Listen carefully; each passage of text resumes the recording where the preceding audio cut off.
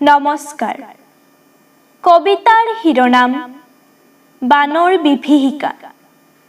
কথা নৱজ্যোতি দাস। আবৃত্তি গায়ত্ৰী দাস। লুইতৰ বলীয়া পানে ধ্বংসলীলাৰ বৰষুণ পেলাইছে। অযান্ত্ৰিকতাৰে শত সহস্ৰজনৰ প্ৰাণ হেৰুৱাইছে।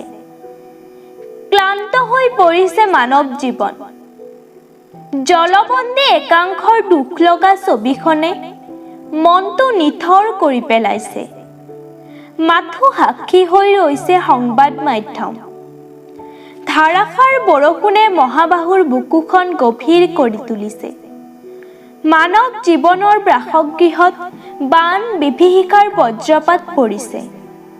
শিশু বৃদ্ধই মাথোন চকুলো টুকিছে। অন্ন বস্ত্ৰ বাসস্থানৰ অভাৱত কটাইছে উজাগৰি নিশা। অন্ন গৃহ অবিহনে কটাইছে যন্ত্ৰাময় জীৱন পৰিক্ৰমা। কৃষকে মাথোন নৌকা যাত্ৰাৰে পৰিদৰ্শন কৰিছে সপোনৰ সোণোৱালী পথাৰখনি।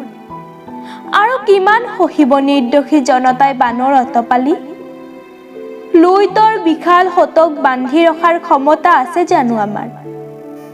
এয়া মাথোন প্ৰকৃতিৰ অভিমান। আমি মনুষ্য জাতি মাথোন নিৰুপায়।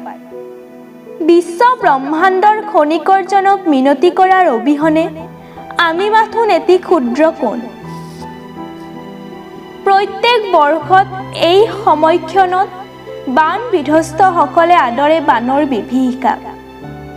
বলীয়া বানে উত্ৰাৱল হৈ থাকে মাথোন নিৰ্দোষী জনগণক অত্যুগ্ৰ কৰাত। ধন্যবাদ।